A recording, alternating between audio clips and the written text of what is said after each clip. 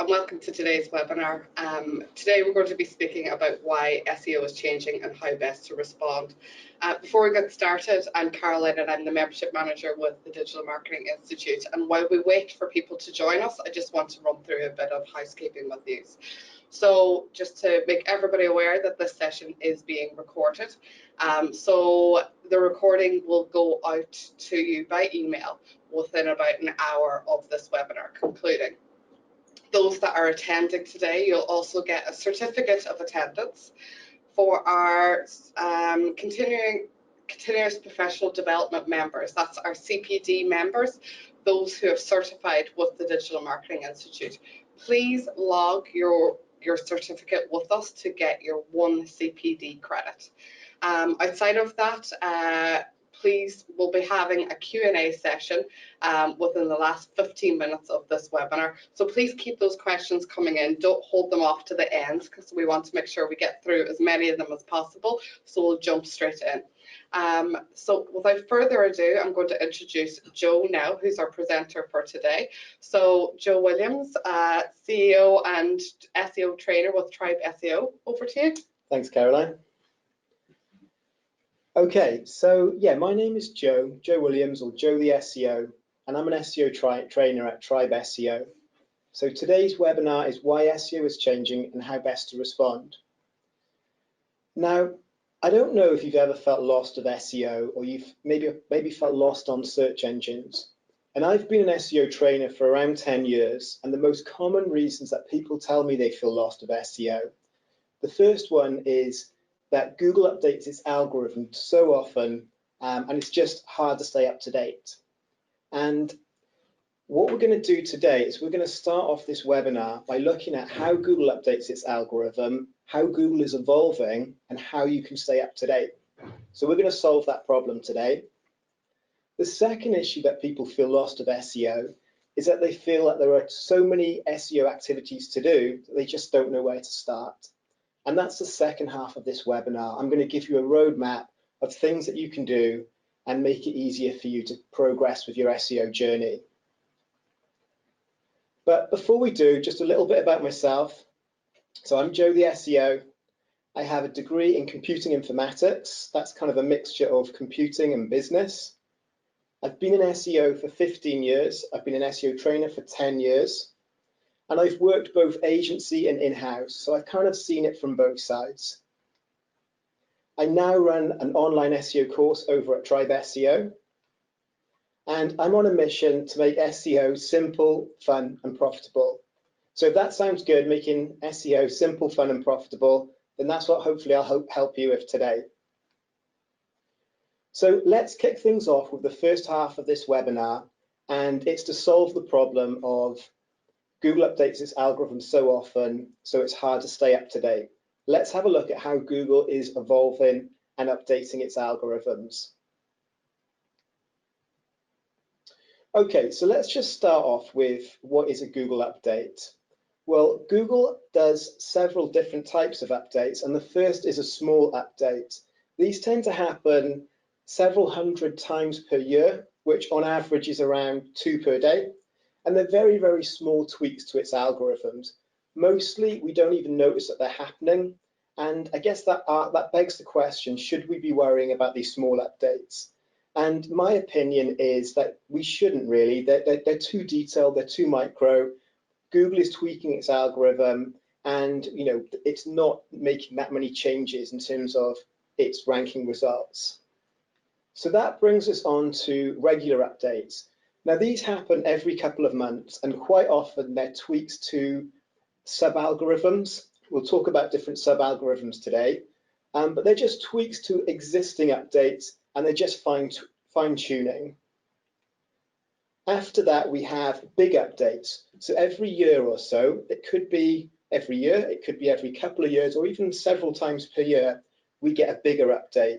Sometimes this is a new sub-algorithm, and we'll talk about one of those today. And sometimes, again, it's just tweaks to its existing algorithm, but it has a much bigger impact on search engine rankings. So to stay up to date with regular updates and big updates, one thing you can do is you can look at a resource by Moz, and it's called the Google Algorithm Update History. Now this dates all the way back to the turn of the century, right up to the most recent update, and you'll get a short snippet about what that update was about and a couple of links so you can learn more about it. So it's definitely worth staying up to date with algorithm updates, but you don't need to do it on a daily basis. You can do it more, every few months. There tends to be something more significant to check. But rather than kind of get bogged down with the big updates and regular updates, what today's webinar is all about is looking at the big picture. And this is how Google's algorithm has changed in the last 6 years. And the reason I say the last 6 years, and I'm being that precise, is that Google actually launched its main algorithm with the name of Hummingbird in 2013. In fact, it was nearly 6 years exactly to today's date. Previously, Google had a main algorithm, but it just didn't have a name. So it's now called Hummingbird, and the whole idea with Hummingbird is that it became a far more powerful and faster algorithm than it was previously. But what's really, really interesting, and I was kind of fascinated by this, is that Google announced in September 2013 that Hummingbird was its new algorithm, but nobody noticed any ranking changes. Nobody really noticed many drops in rankings or rises in rankings, and this is the type of thing that you expect with big updates. So why could this be? Well, when we think about Hummingbird, that's Google's main algorithm, and it actually has lots of sub-algorithms. So PageRank is perhaps the most famous sub-algorithm for Google, and this got launched when Google was launched back in around 1998, and it's to do with how reputation flows from one web page to another. Another sub-algorithm is Panda, and this is to do with how Google looks at the quality of content. So if your web pages have high quality content, or perhaps they have low quality content, it's Panda's job to report back to Hummingbird what exactly it's found. And in a similar way, Penguin is the name of a sub-algorithm that looks at the quality of backlinks. So each time you get an external website linking to your site, that's a backlink, and the higher the quality, the better. And if it's low quality or even spammy, it's Penguin's job to kind of pick up on that. But coming back to my earlier question, why did very few SEOs notice that Hummingbird got launched a month before it was announced? Well, I want to use a computer analogy for this. Now, imagine that Hummingbird is basically a computer. And by moving from its old main algorithm, that was the old computer, and Hummingbird became the new computer, it was basically a much faster computer. But to start with, Hummingbird had all the same sub-algorithms. So it had PageRank, it had Panda, it had Penguin, and it had many more. Now, those sub-algorithms are like applications on a computer. If you use the same applications on a new computer, they'll probably load faster, but the functionality will be very similar.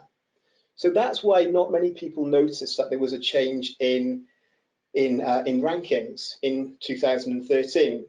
But what Google was actually doing was Google was positioning to be much, much advanced in how it did things. So by having a faster processor or a more intelligent algorithm, it meant that it could update its sub-algorithms. But of course, this takes time.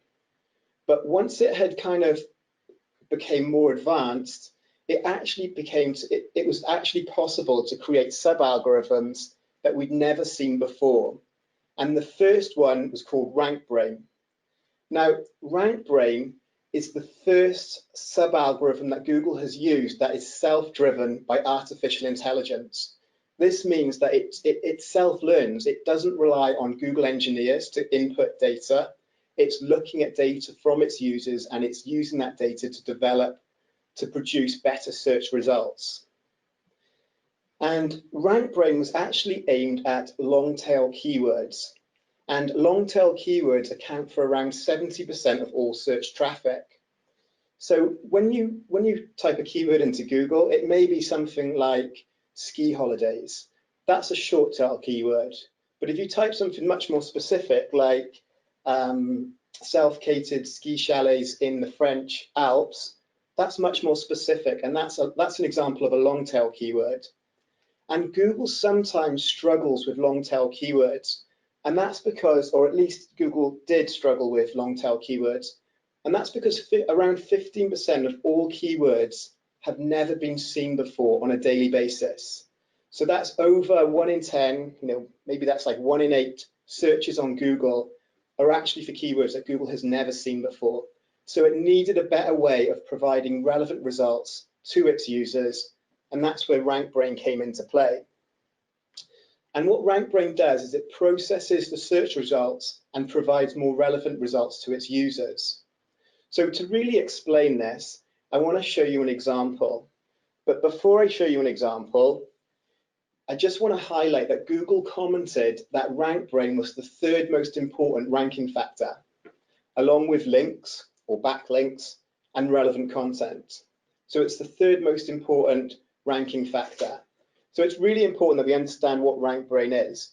So let me give you an example. Now, traditionally, when Google thought about relevancy, it started with a keyword, and that keyword was turning into a topic. And by turning a keyword into a topic, it means that Google can go and find the most relevant landing pages on that topic. But what RankBrain does is it takes this a step further. And RankBrain actually tries to work out what the user intent is behind the keyword.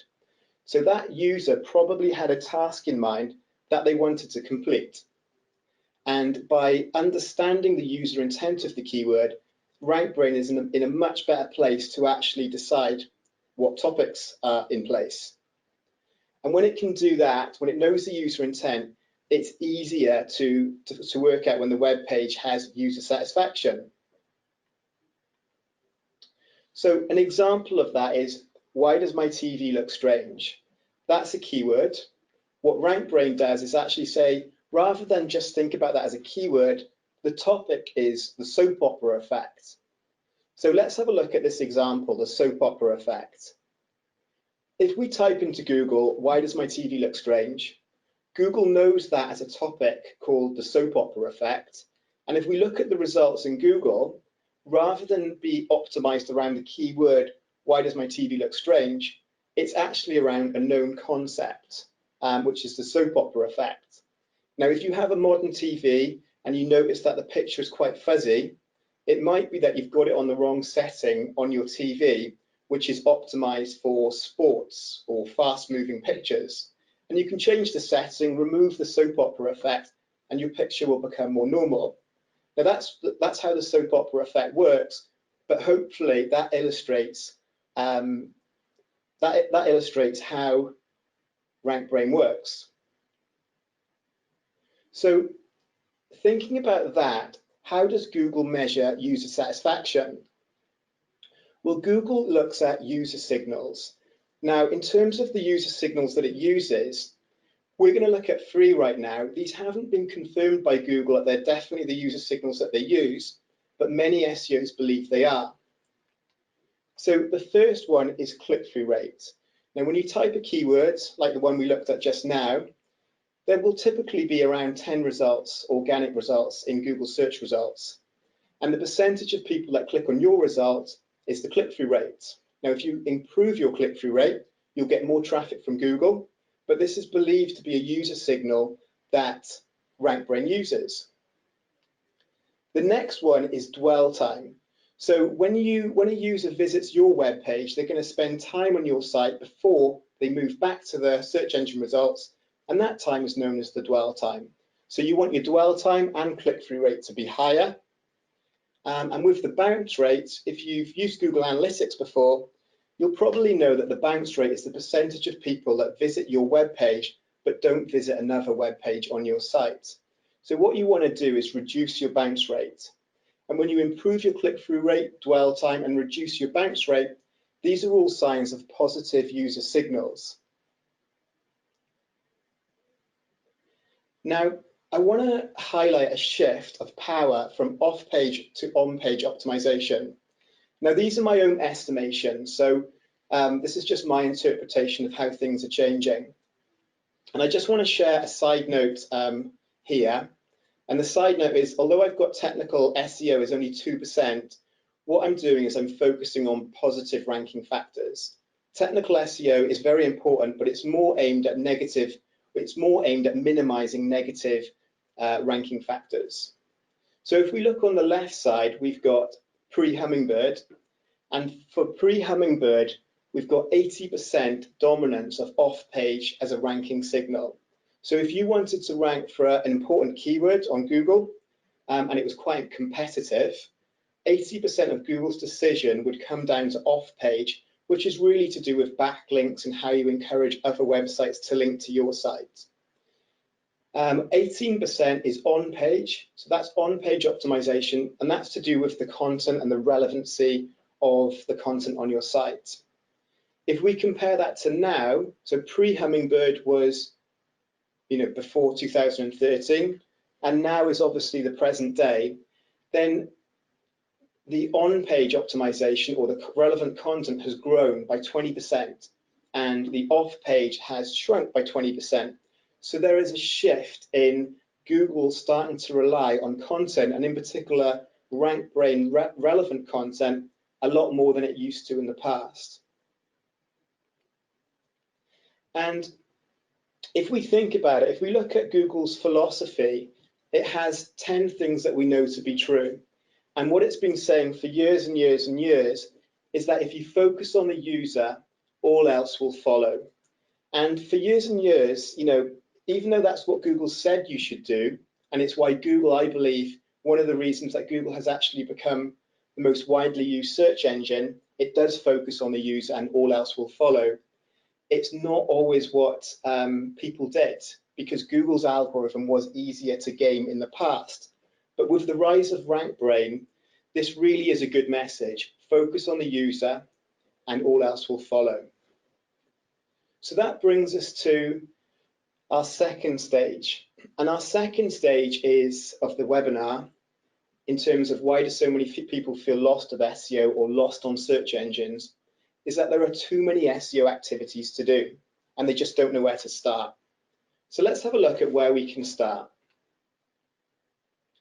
Now, step one is focus on the user and all else will follow.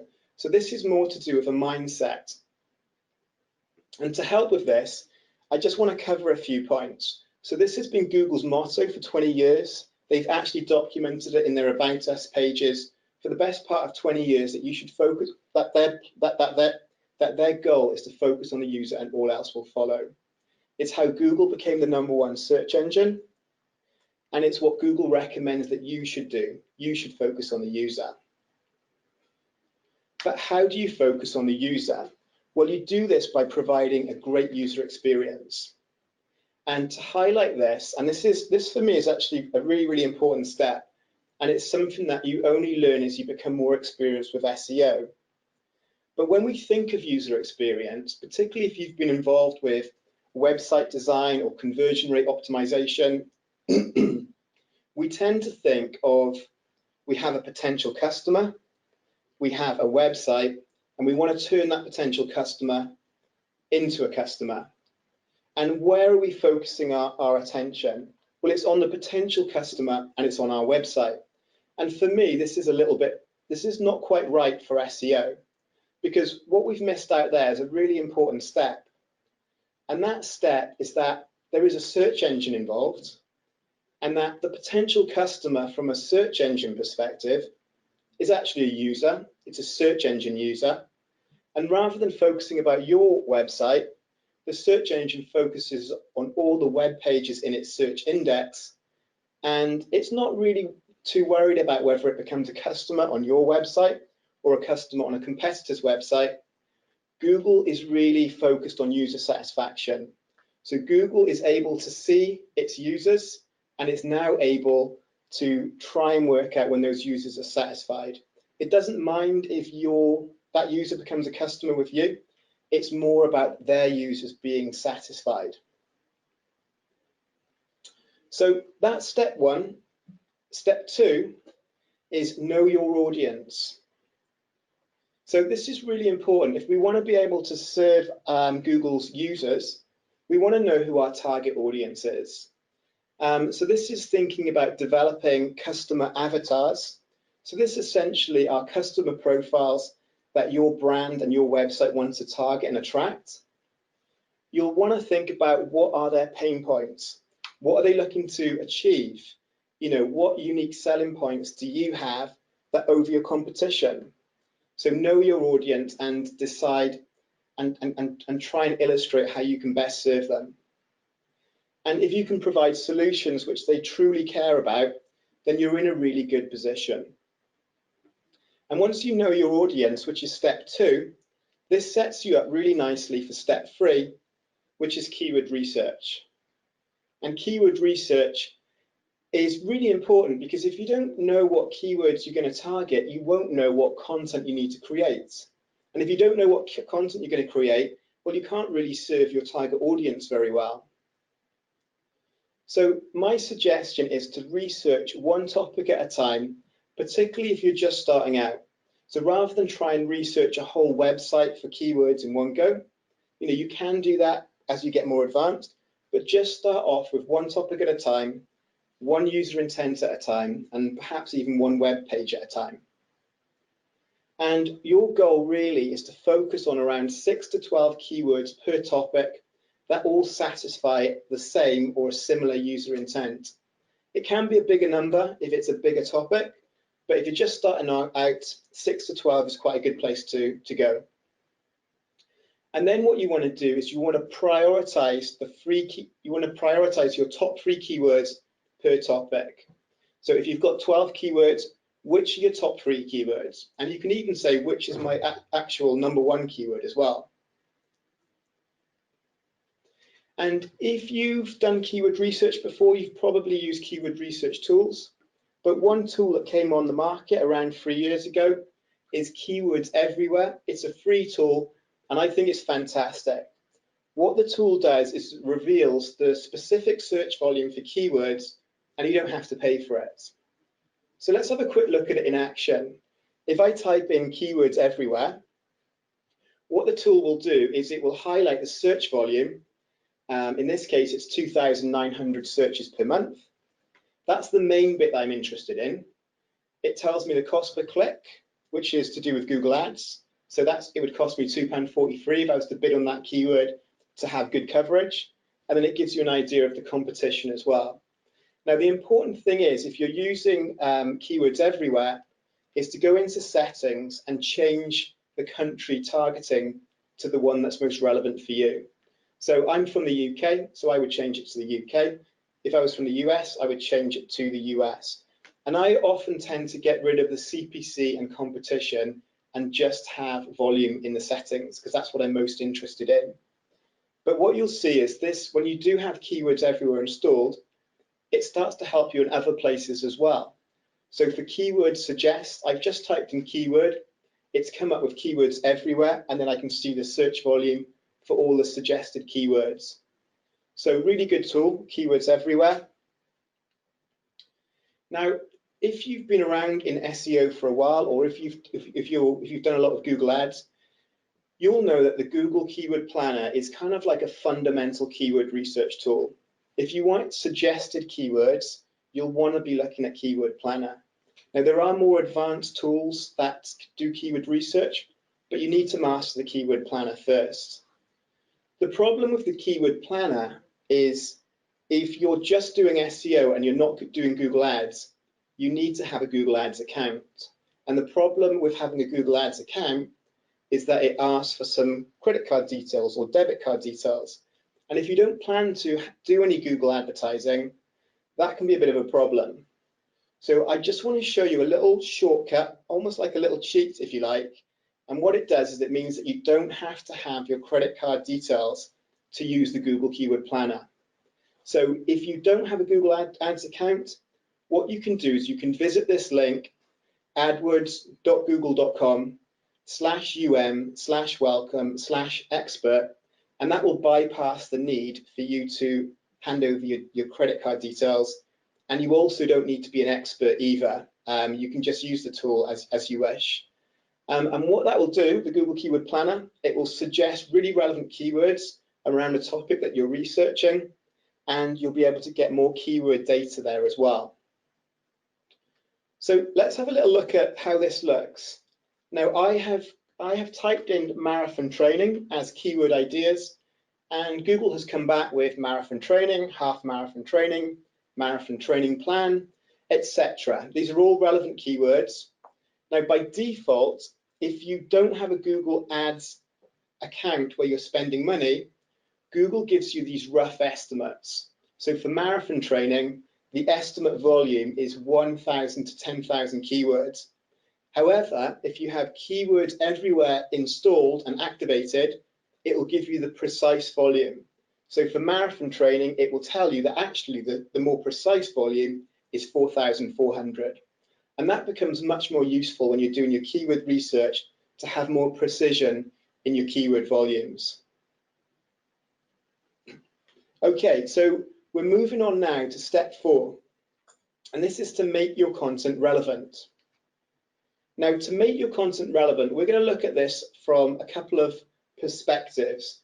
But first, I just want to highlight that relevant content is a top 3 ranking factor. It's important, you need to get it right.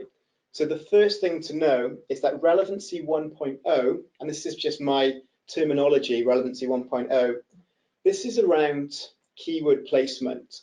So, if you've been involved in SEO for a while, you'll know that that blue clickable link that you see in the search engine results page is called a title tag, and that you need to include your important keyword in there, but also in a way that reads well for the user. You'll know that headings, images, and in the body text are also places that you want to include your keywords. And the goal with Relevancy 1.0 is to have the best optimized result, the best keyword optimized result, but in a way that reads well for the user. And that still holds true today. It's been something that we've been doing for years and years as SEOs, but Relevancy 2.0 is a little bit different. And this is kind of like a new shift, if you like, in terms of how SEOs are thinking about SEO in 2019 and 2020. It's about user satisfaction. It's about providing the best result to the user. And rather than being the best keyword optimized result, it's almost like being the best rank brain optimized result. So you need to consider both Relevancy 1.0 and 2.0. And when you do that, you've got content that's truly relevant. It's easy for search engines to pick out keywords, but it's also easier for search engines to pick out the truly best result. Step 5 is building links. So for step 5, when you build links to your website, there's a couple of big benefits that really happen here. Firstly, it builds your website's reputation. So if you think about it, if you go to your local cafe or maybe a bar and you're new in town and you say, who's the best dentist in town? And you might get a few recommendations from people in the cafe or in a bar. And that's similar to how building links to your websites works. The more links that you build to your web pages and websites, the more recommendations that Google sees that your content is reputable. So that's something that you want to do. You want to build your reputation by building links to your site. The second one is providing traffic from referral websites. So if you are listed on other websites that are relevant to your site, you're going to get good referral traffic to your site. And of course, links from external websites are called backlinks. And building links is a top 3 ranking factor. It's likely to be number 1. And we said this all along from when Google started and launched its algorithm back in 1998. I think it even launched with the PageRank algorithm. And the PageRank algorithm really just works out how all the web pages are connected on the internet and how reputation is flowing around those pages, and particularly looking at topical reputation as well. So this is still a really, really big part of SEO. You need to build relevant links to your site. But as we know, content is catching it up in terms of importance. And your goal really is to aim to build content that naturally attracts backlinks. So if you've just got sales pages and transactional content, it's great in that you need it and you need to convert your visitors into customers, but that content alone probably isn't going to naturally attract links that well.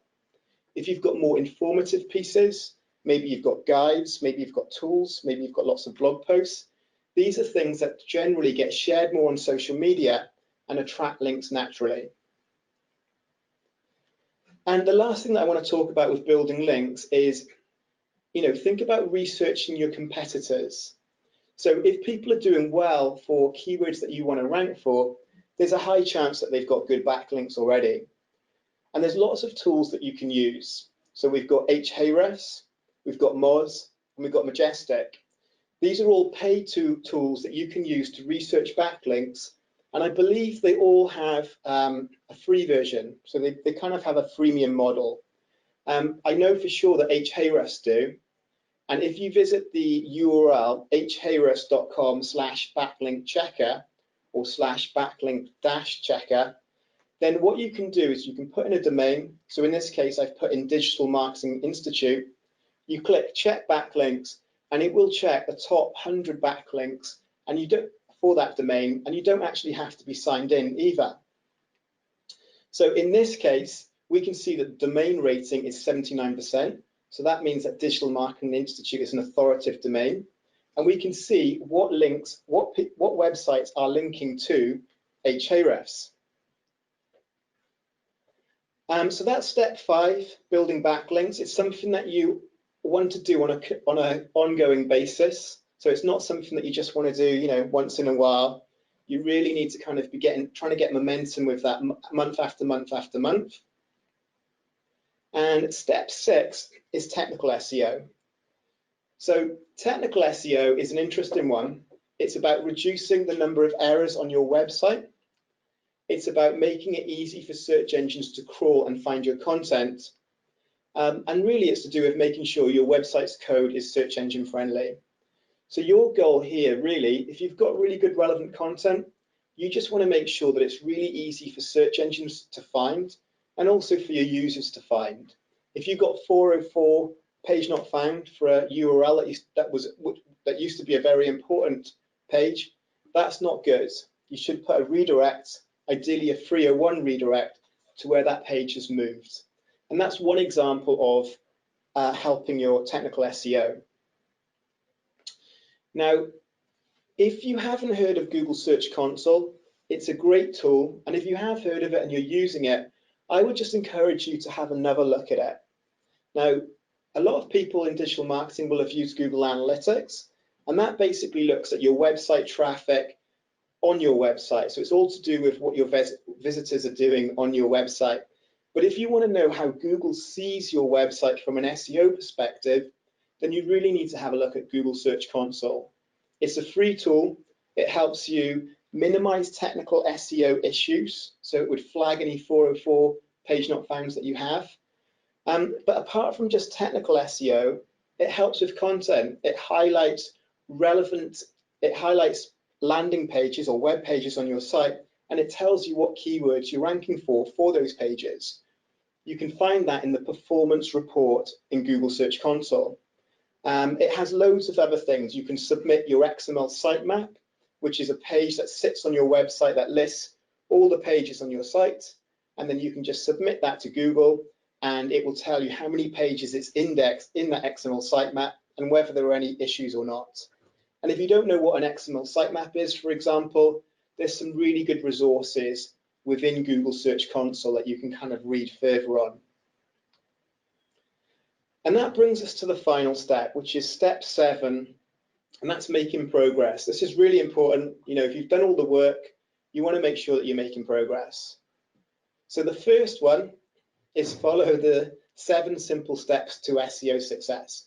So this is what we've covered in the second half of this webinar. You want to make sure that you are focusing on the user. You want to make sure that you know your target audience. You want to make sure that you're doing good keyword research. You're making your content relevant.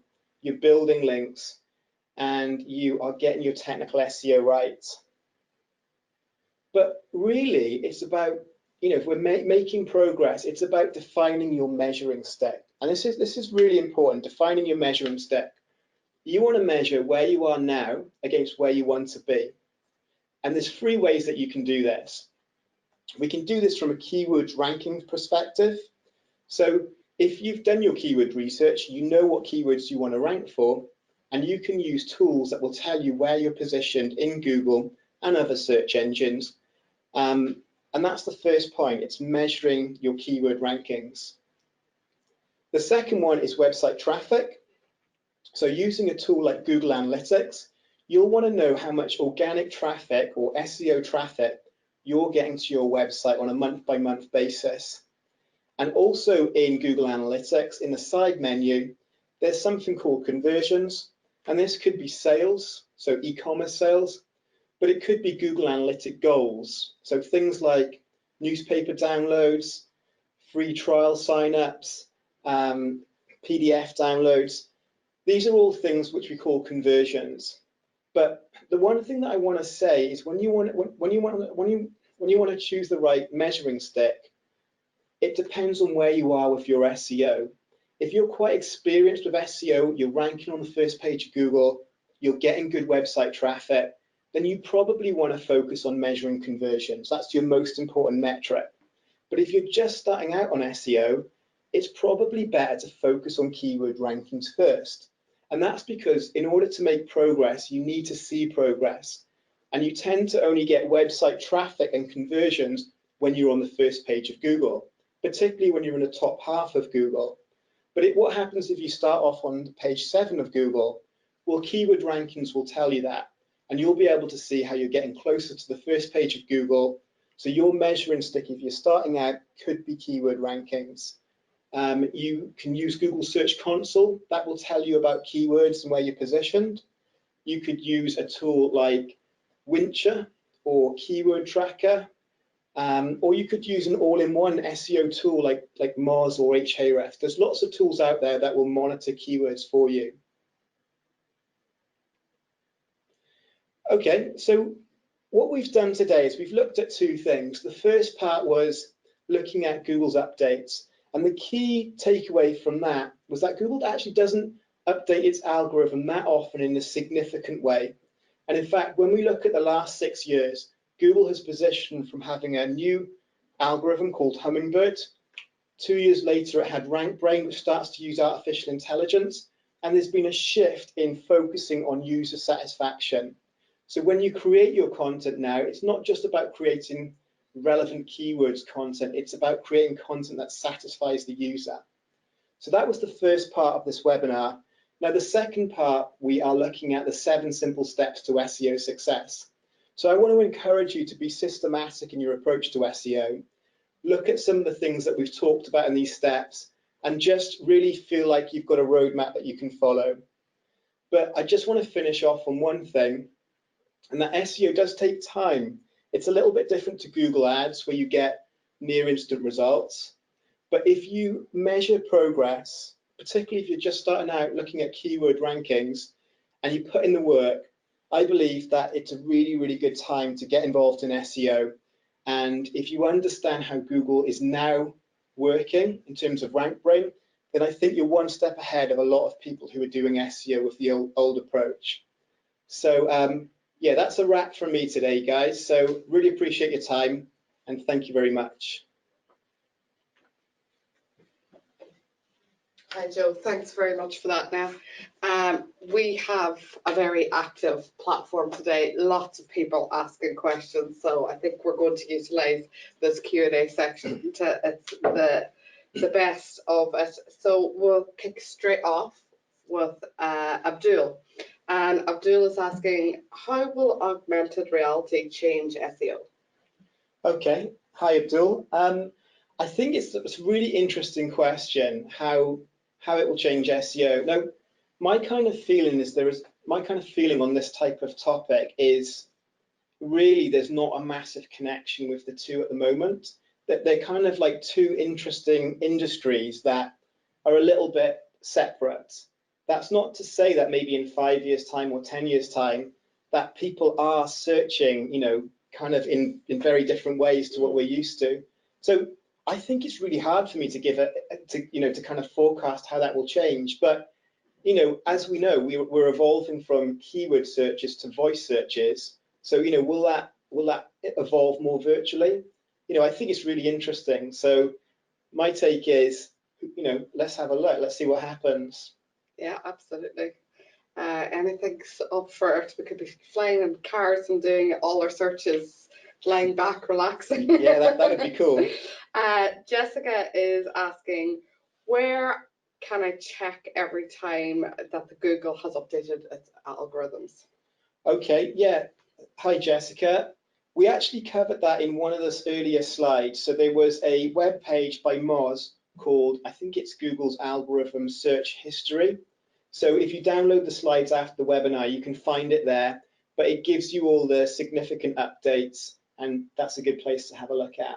Fantastic. And we will have those slides available on the membership platform within the next 36 hours. So you'll be able to access all those links that Joe pointed out during the webinar. Isabel is asking, how can you erase bad information regarding a person which was published in a magazine or newspaper and shows first place of Google rankings whenever you're writing in the name of the person? Okay, so yeah, so this is about reputation management. You're trying to basically eliminate or demote that result. Now, Google does have a tool that you can, if you believe, in Europe, there's a tool where it's called the right to be forgotten. So you can submit a right to be forgotten request in Europe, and that will hopefully get researched by Google, and it might just get taken out of Google's index. If you're not in such a fortunate position, then the goal really is to try and demote that result, to try and get it off the first page of Google. So one way you can do that is by building up, if it's a person's name, it can be a bit harder than a brand, but for a brand, you could build up your social media channels like LinkedIn, Facebook, Twitter, and then build links to those channels to try and push that result down. Yeah. If it's a personal name, you could potentially buy that person's name.com if that's available and try and build up that website's reputation and push it down.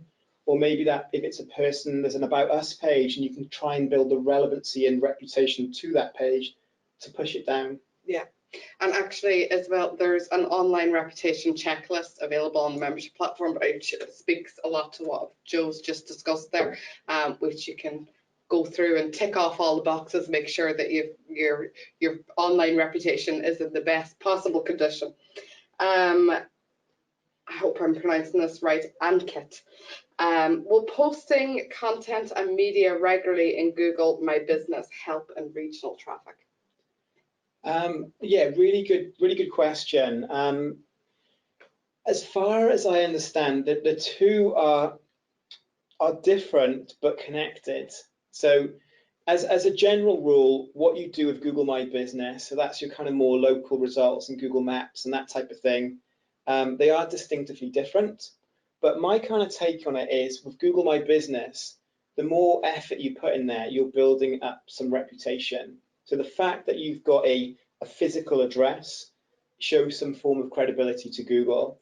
The fact that you are pushing updates in there, I think it's good, but I wouldn't say it's going to help you any more than social media would necessarily.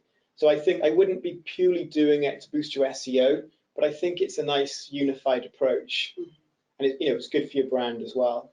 Excellent. Paul is online here, and apparently you've worked with Paul. He knows you very well. Okay, I've worked with a few Pauls, so yeah. So he says, I have many thousand product pages, definitely duplicate products relevant for about a year. So how do you deal with SEO for this type of website? So many thousand, thousands of pages, which are and lots of duplication. Is that right? Yes. Yeah. So there's a few ways you can do this. If they're identical pages, then what Google would recommend is to use the link canonical tag. So for the duplicate pages, it has a meta tag in the code, and that links back to the page that you want to rank. And essentially, that's just saying to Google, hey, you want to credit this page. So that minimizes any duplicate content issues you should have. And that's probably the easiest and simplest way.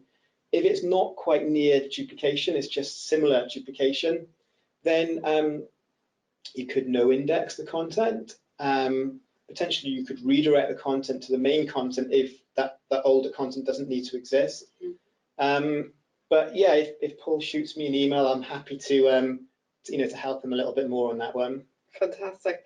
Then we have Corinne who's asking, could you explain in a few words what is the difference between SEO on page and SEO off page? Okay, yeah, good question, Corinne. So on page is, we call it on page optimization, and really that's just to do with making your content relevant. So on page optimization and technical optimization, these are things that happen on your site, so you have complete control over. So on page optimization, it's about understanding what keywords your customers use and making your content relevant, whereas off page optimization happens away from your website. So it's how do you influence other websites to link to your site, and when an external website links to your site, that's called a backlink. So it's building links to your site. So it tends to be that on-page and technical SEO are a little bit easier to get going because it's all on your site. And once you get a little bit more kind of experience, you get better at off-page optimization. And it's just all about making little steps initially, but that's what off-page optimization is. It's building links from external websites to your site, because that boosts traffic to your site, but it also boosts your website's reputation, which is important for SEO. Brilliant. Donna is asking, how does keyword bidding work? Okay, well, keyword bidding is more to do with Google Ads. So SEO is free, so it means that you don't bid for keywords on search engines. So I would suggest looking at some of the Google Ads resources that Digital Marketing Institute has.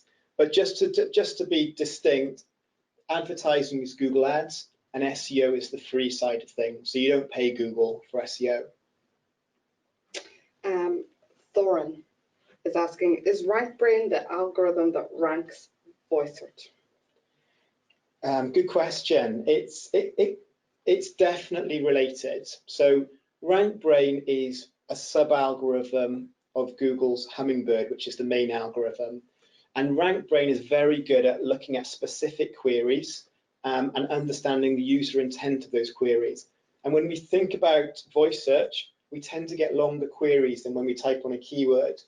So does RankBrain work? Is that used for mobile? I would say a lot, probably more than desktop. But RankBrain isn't exclusively for mobile, it's for desktop as well. Okay. But good question. Sarka, what will make a difference in usability to my website instantly? Is there anything I can do today to make my site more user-friendly? Yeah, I've actually written I've written a blog post that's coming onto the portal quite soon. Correct, yeah. And I think it's going on the blog as well. And it's 5 things you can do to boost your user experience that helps with SEO. So I'll see if I can remember 3 just to get you going. But one would be one is applying the "don't make me think" principle. In fact, I'll just stick with one for now. So that's the "don't make me think" principle, and that's actually a book by Steve Krug, or Steve Krug, I think his name is, and it's all about making the user experience really easy. You've probably got around 5 seconds before someone decides whether the page they're visiting is actually useful or not. So just make it really distinctively easy that they can see that they're on the right page. Even things like having a headline, don't make it clever and fancy. Say what it is that the page does so the user can get it very quickly. Yeah, the Ron Seal approach does what it says in the sentence. Yeah, definitely. Paul is asking, a different Paul. Okay. How good are common CMS platforms at SEO out of the box? For example, WordPress or Wix? Yeah, so it's a really good question. We use WordPress, which is the most popular content management system. I think it's around 30% of all websites, I believe. And it's very search engine friendly out of the box. You can install a plugin called Yoast SEO that we use, and it's free. Now, I recommend WordPress. There's a little bit of a steep learning curve though. Something like Wix is actually easier to use. I would say, generally speaking, for most people, it doesn't matter that much about what content management system you use, but what you probably find is the more advanced you get with SEO, you'll start to notice that there's less features that you can use in Wix compared to WordPress. Now, I'm not sure exactly where Wix is at the moment, but when I last looked at them, they didn't have canonical tags, which can help with duplicate content. So it's just sort of comparing what features they have.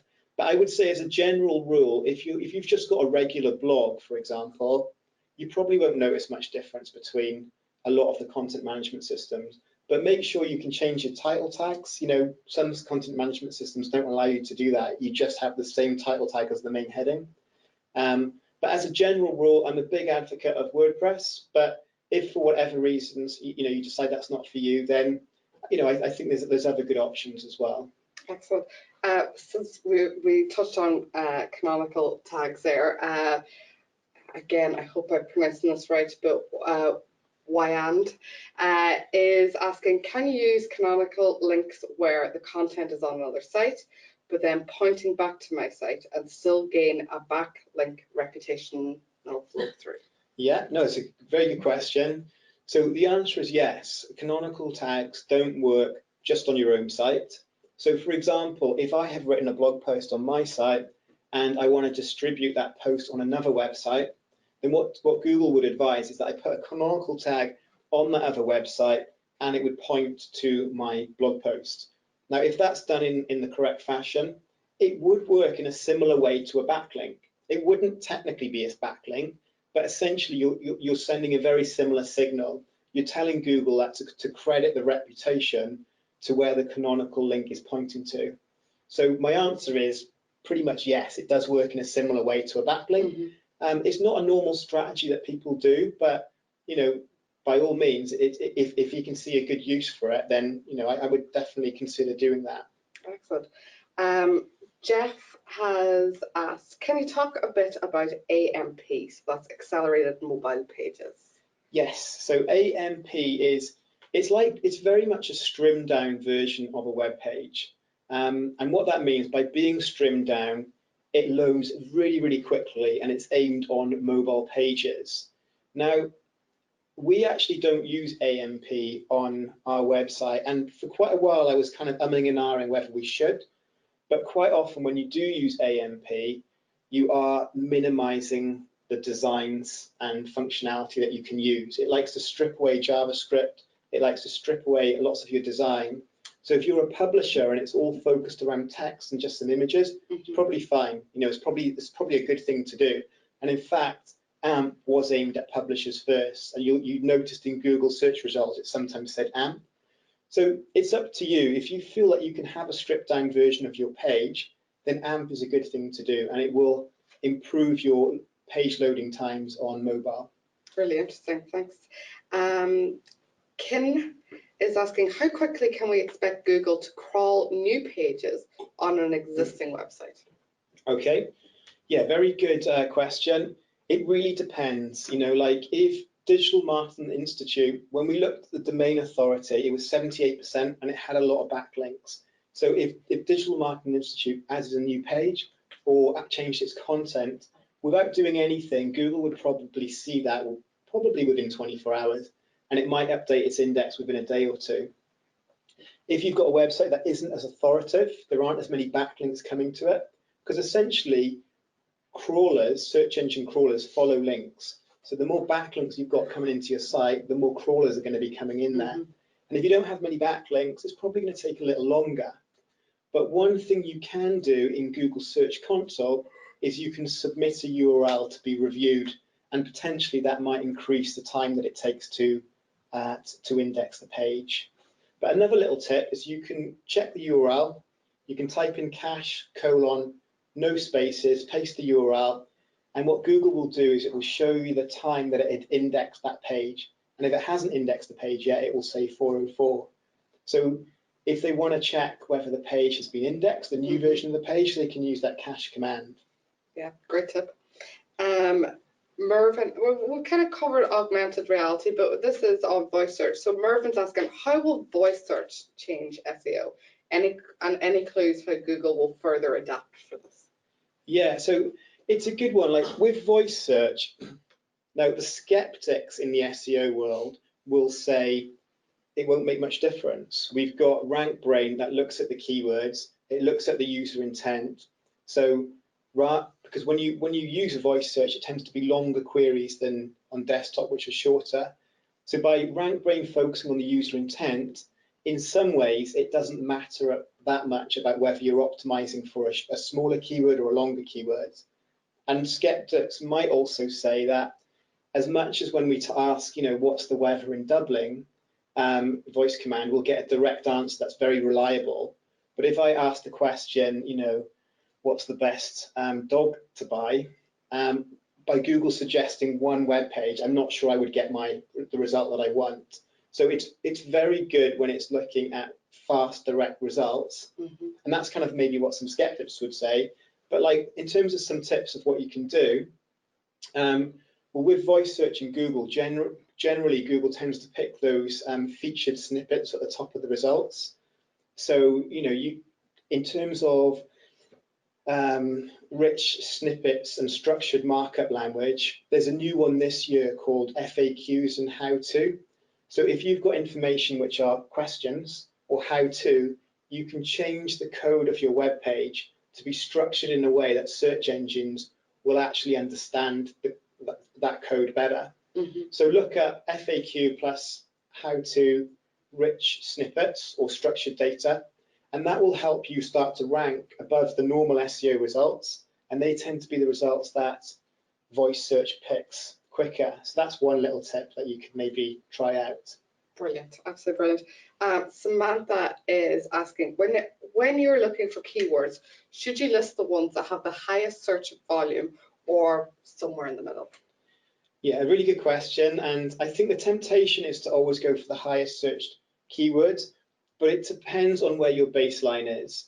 So if you are already established in your marketplace and you know that your website has enough reputation, maybe for a keyword that like ski vacations, if you're already position 8 for that term, then you probably would go more volume based because that's within your reach. But if you're just starting out and you're a bit smaller, then it may be better to go for some of the lower search volume terms because they're less competitive. Yeah. So, my kind of advice would be it depends in terms of how strategic you want to be. But sometimes you can kind of do a bit of both. So if you are targeting, actually a good example would be like London property or new houses in London is going to be quite a competitive phrase. But if all you sell is new houses in London, then I would target new houses in London as my main keyword. That would be less competitive.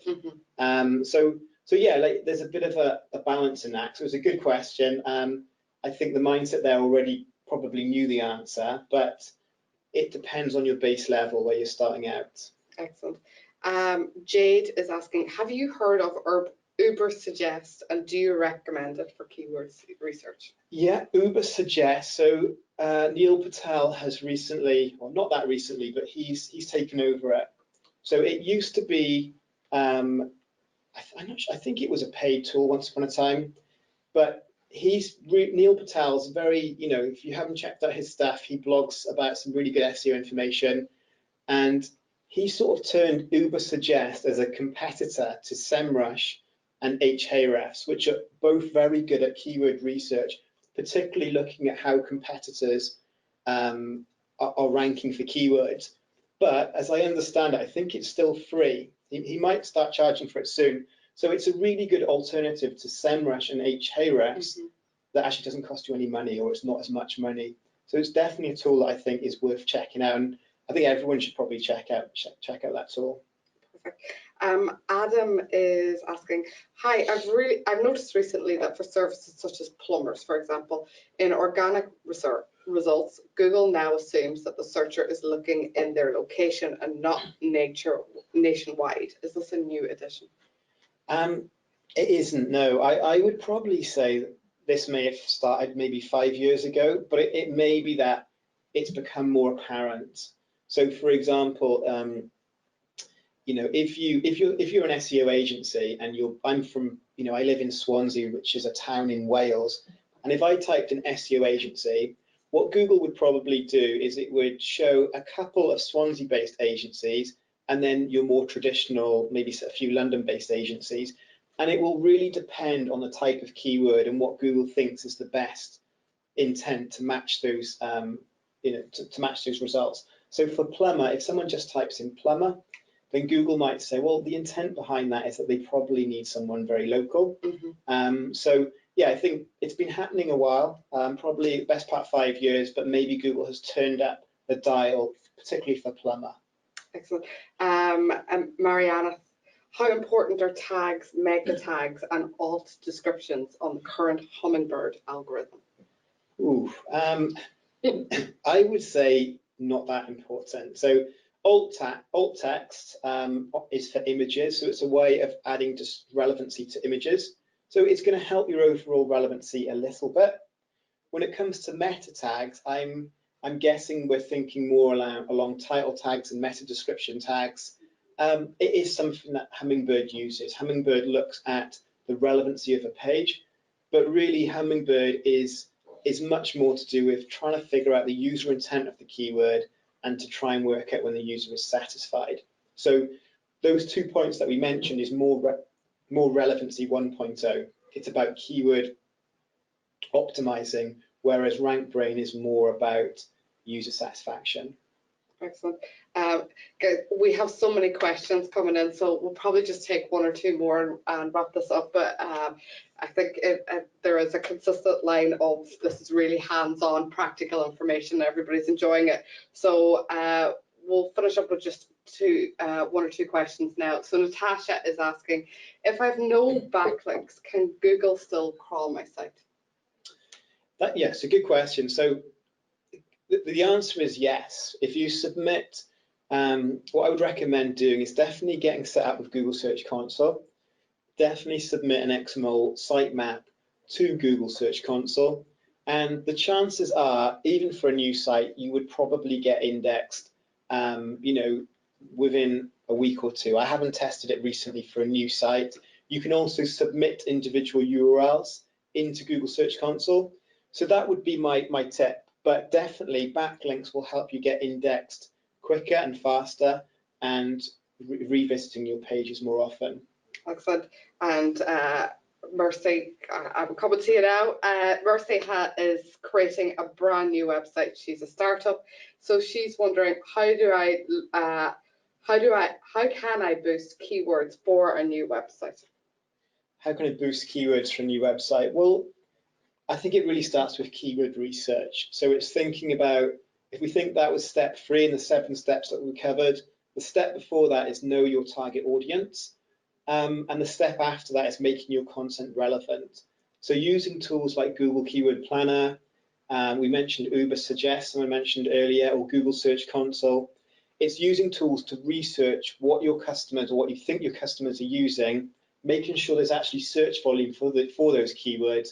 And then when you optimize your pages, make sure to start with it's relevancy 1.0. So that's more keyword optimized, but still in a natural way that reads well. And then relevancy 2.0 is thinking about the user intent behind the keyword and that you're actually satisfying that intent. Fantastic. Listen, guys, it's been a great session. Thank you very much, Joe. We've tried to get as many questions as possible. If your question hasn't been answered, please, if you have a membership profile, go on, ask your question in the forum. We'll try and get some of our community and maybe Joe to tap in and get a few of those questions answered in there. Just a quick reminder that this webinar, the recording, will be emailed to you within the hour. This PowerPoint presentation and an edited version of this recording will go up onto our membership platform within the next 36 hours. CPD members, that's those of you who are watching who have a certification with the DMI, you can log 1 CPD credit for attending this live webinar. And without further ado, thank you, Joe, again. We'll close today's session, but please keep an eye out for all our upcoming webinars as well. We've got lots happening through to the end of the year. Thanks, guys.